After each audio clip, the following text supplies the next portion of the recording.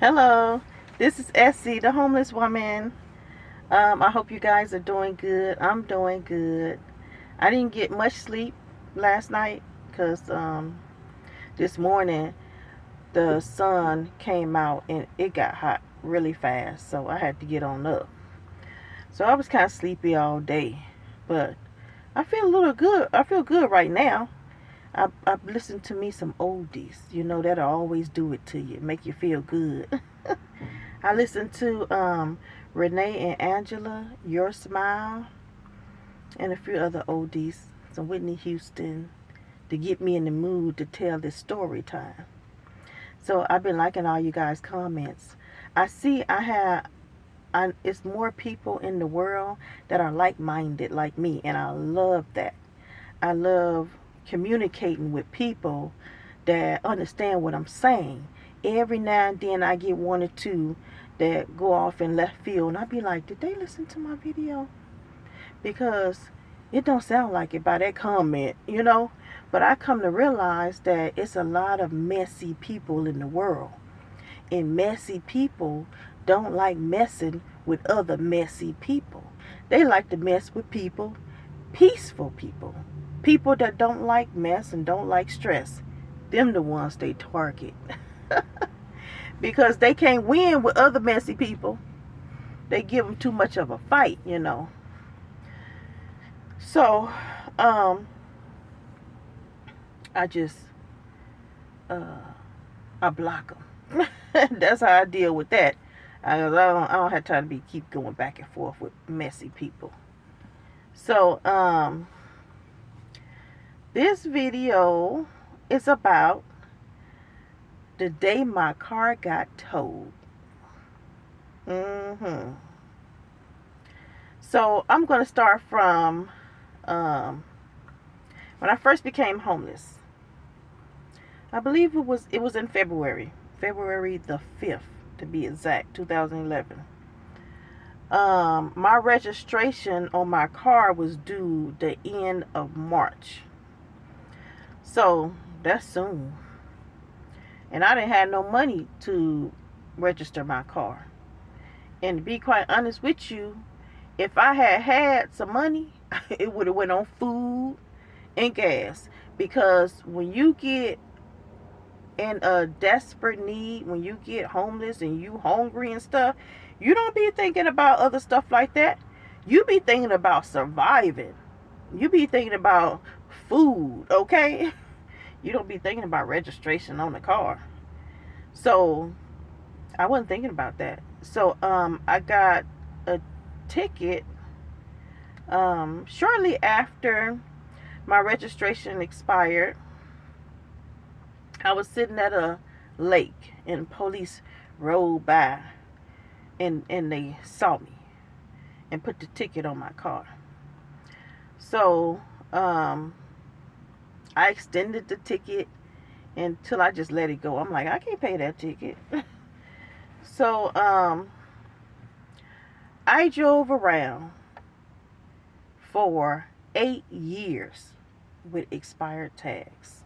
Can you believe it? And I'm going to tell you, it was my Heavenly Father that allowed me to drive around 8 years with expired tags. Because, all of this belongs to Yahweh. This is all Yahweh's. Yahweh is in control of everything. And the law of the land do not trump Yahweh. So I was pulled over several times. I was given tickets. But, I wasn't worried about them. I couldn't pay them. So I was scared that the tickets was going to turn into a warrant because they used to turn into warrants. But they don't anymore in California. I don't know about other states, but I know in California they don't turn into warrants anymore. I guess California got too many, prisoners. They can't be taking people with expired tags anymore. Maybe it's too many. Maybe the prison's too full. So I went to court one time. Actually, I went to court I think 2 times, but I went to court and I believe it was 2 tickets that I had, and so the bailiff man showed me a he showed me 4 amounts that I had to pay. And they were high, and combined they were high. I'm like, dang. For the first time in my life, I realized that the court system was all about money. That's it. That's all. They don't care if you poor. They don't care. They just want to distract money from you. That's what the court system is all about, money. So, I went and I saw this lady, downstairs. They supposed to, like, you would fill out this paper, saying how much money you make. If you can't afford the whole ticket, you can pay like a monthly thing. So I filled out the paper, even though I ain't really had no monthly money to pay the thing. I just didn't want it to turn into a warrant. I didn't know that it didn't. So I'm filling out the paper. So the lady called my name. I go to the lady. It was an old uppity lady. She was uppity. So she's sitting up there like she's somebody better, like she better than me. So I put on there that I was homeless. I think I put some money on there. And so she gonna ask me, like, where do you homeless? I said, yeah. I live in my car. She gonna ask me, where do I get this money from? Do you panhandle? I said, no, I don't panhandle. I said, people give me money. I was so offended by her asking me, do I panhandle? I was like, people would give me money and stuff, and I would crochet and people would pay me. And so I was so offended by her because the way her whole demeanor was like, I'm better than you. She was like really looking down on me. And so I said, what would happen if I don't show up and I don't pay this ticket?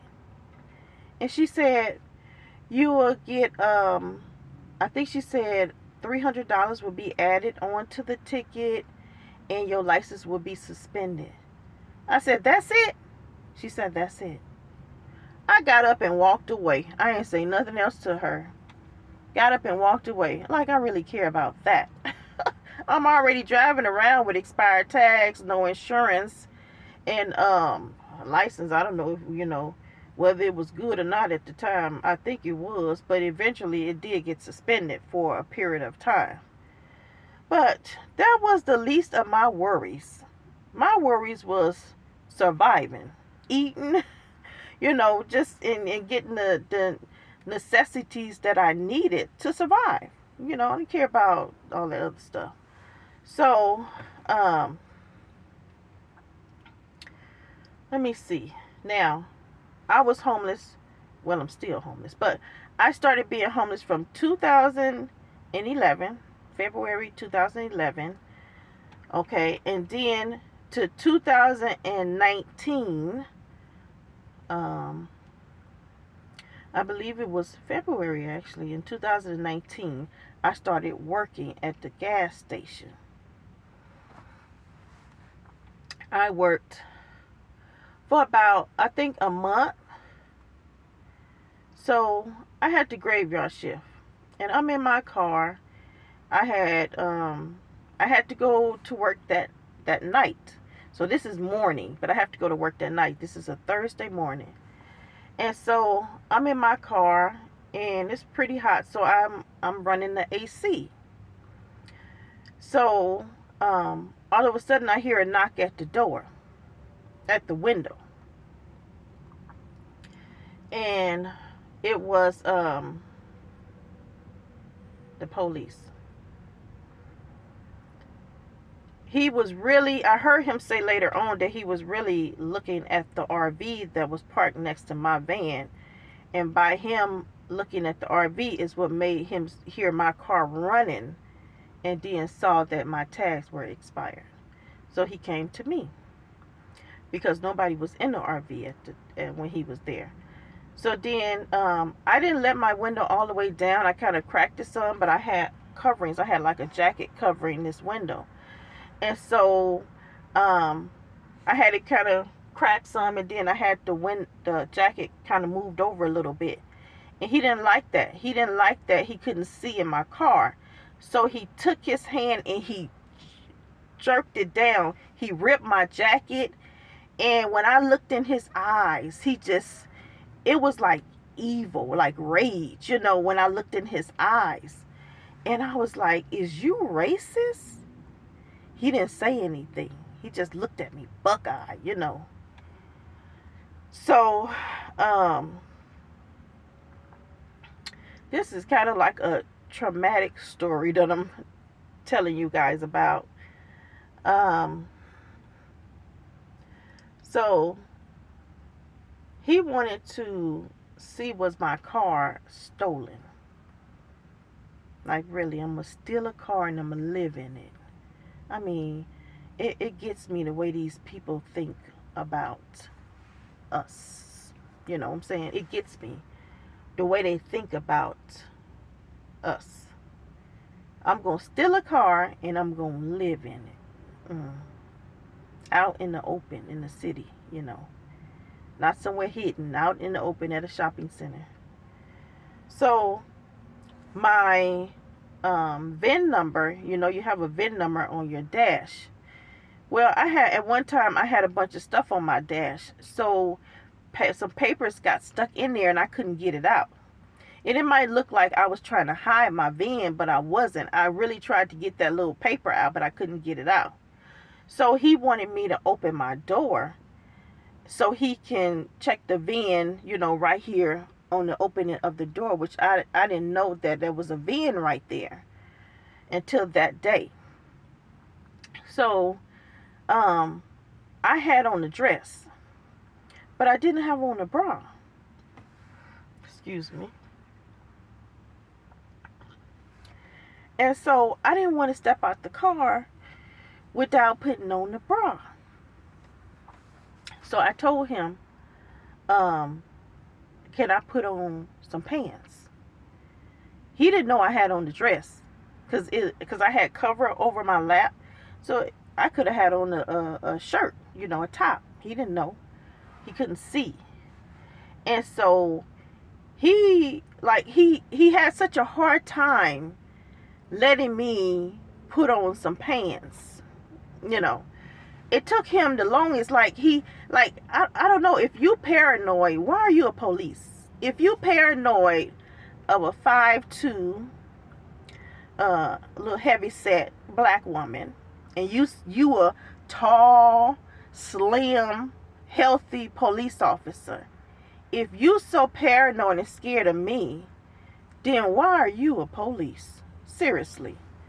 So he act like I can't be trusted, like I'm going to do something, I'm like, all I want to do is put on my pants. And so eventually he says I can put on the pants. And I said, well, can I have some privacy? I went through a whole, can I just have some privacy? And I put on, and then I would open the door, That took a while for him to say yes to that. Eventually he did.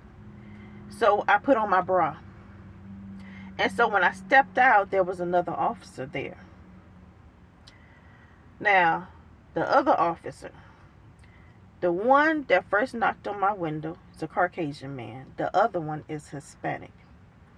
He was a Hispanic buff man. So when I stepped out, he said, you didn't put on no pants. I said, I wanted to put on the bra. Is that okay with you? So he didn't say anything. So the Caucasian officer got his little device pad thing, whatever. See, they've been wanting to know about my car for the longest already. For years, they've been asking me where you get your car from. I would never tell them. I would play dumb. Like, what you talking about? Where I get it from? Like, where? Like, where did you buy it from? I'm like, I don't know what you talking about. I just play dumb. They know their business where I bought my car from. They didn't put not one penny on it. So why do they need to know where I bought it from? Did somebody give it to you? I mean, they were real. I'm like, why do they want to know that? I wouldn't tell them. I never told them. So when I opened the door, he had some little device and he scanned the VIN number.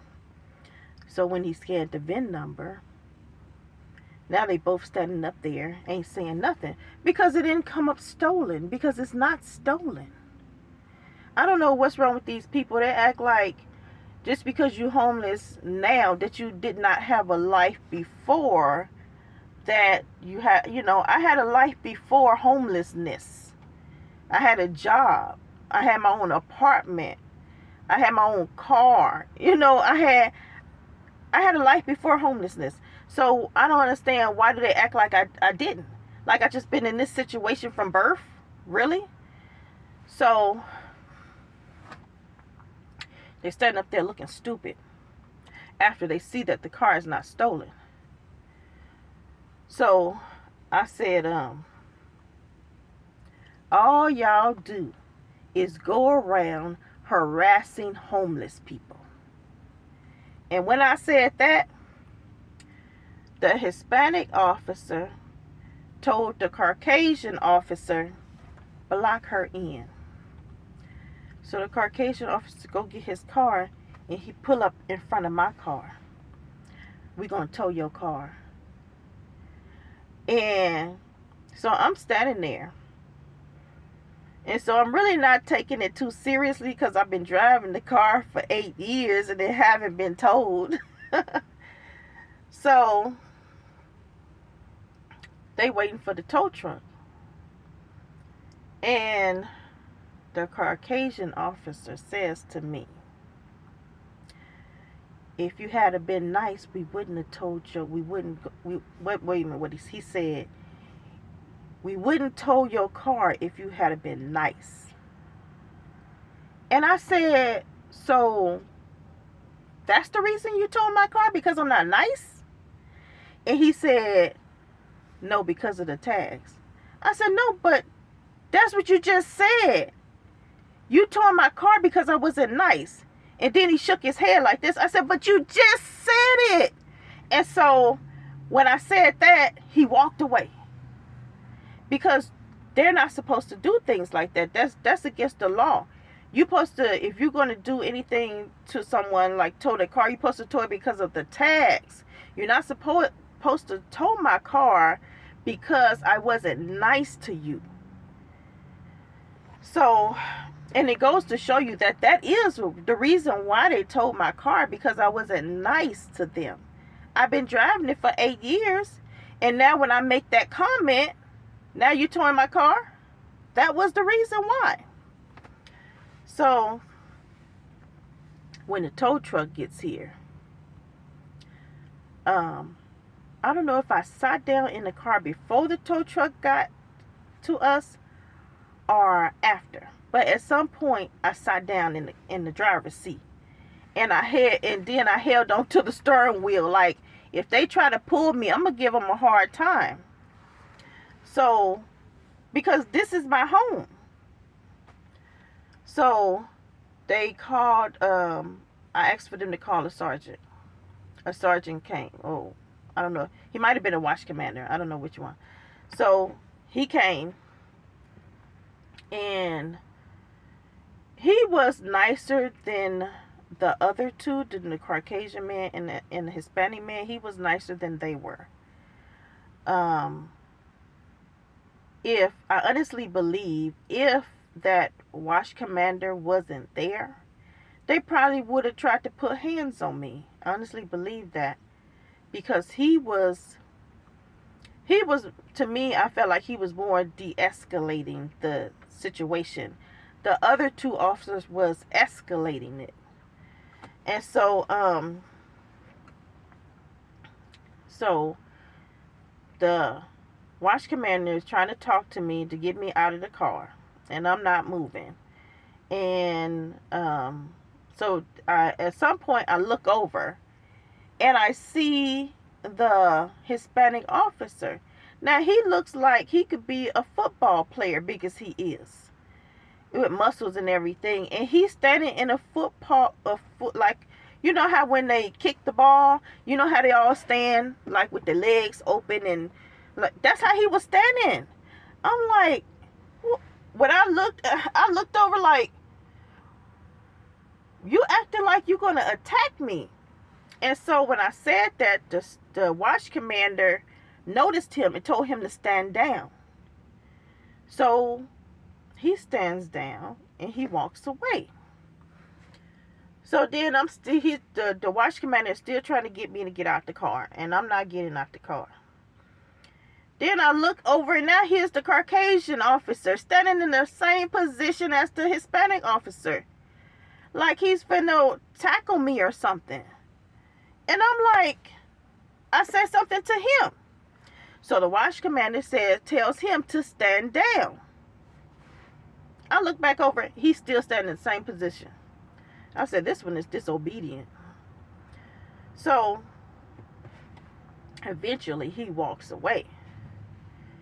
And his name is Duffy. I can't remember his first name, because if I could, I would say it. The officer, the Caucasian officer that originally came, knocked on my door. His last name is Duffy. But I can't remember the first. It's probably a good thing I can't remember it, because I sure would say it. But it might be James, I'm not sure. But so the watch commander, he gets a little tired of me, and like, because he was really trying to be patient with me. So he pulls my sun visor, rips it out of the car, throw it on the ground. I said, get that and put it back in here. He said, when you get out. So the tow truck is here, and the tow truck waited for like over 30 minutes to tow my car. So after I realized that they is not going to go away, they is not giving up, I get me a few things from the back, and he's telling me, let me see your hands, let me see your hands. And I'm like, shoot me. If that's what you want to do, shoot me. So I'm still reaching for, like I need clean underwears, and stuff like that. They talking about taking me to a shelter. So I'm like, I'm trying to get a few things, let me see what you doing, what you doing. So anyway, I got things that I needed to get. And so I eventually just stood up, and I got out my car, and I walked away. I didn't walk away. I walked several steps away. There was an old RV that was parked behind my car. So I walked on the side of that RV, and I started crying. And I put my hands, I covered my face, and I was crying, and I was boo-hooing.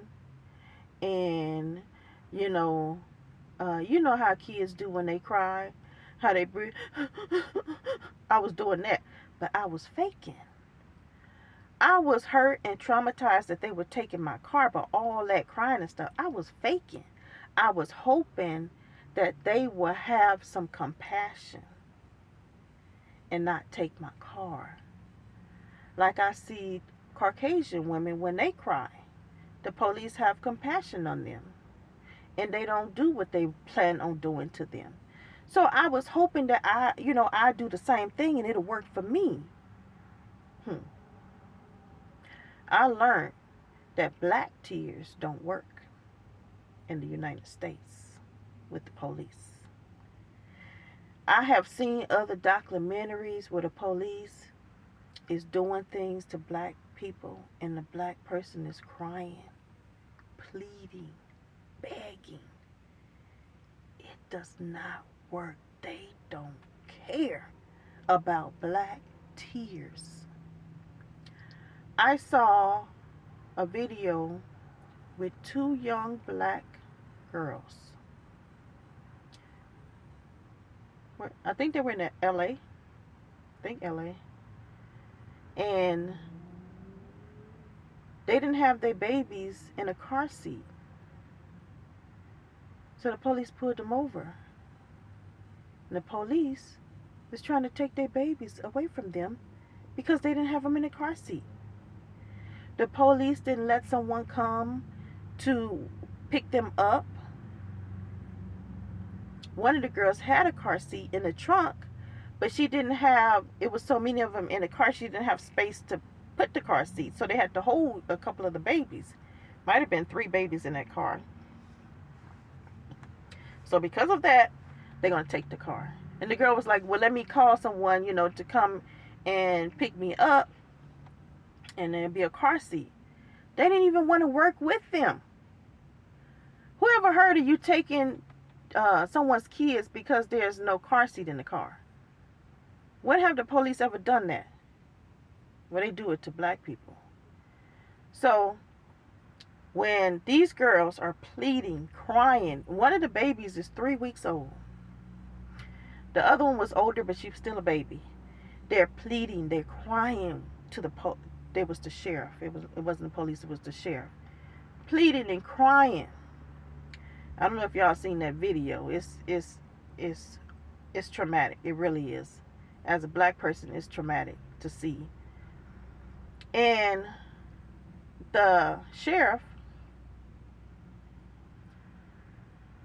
the way they got those babies out of those girls' hands was one sheriff socked them. He socked them in the head, in the face.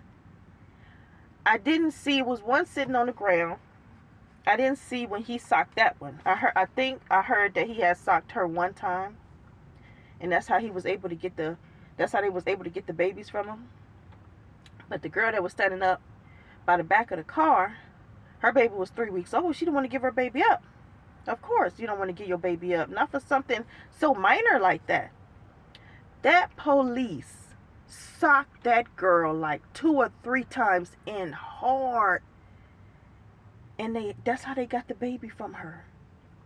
I'm like, how? I cried so hard when I saw that.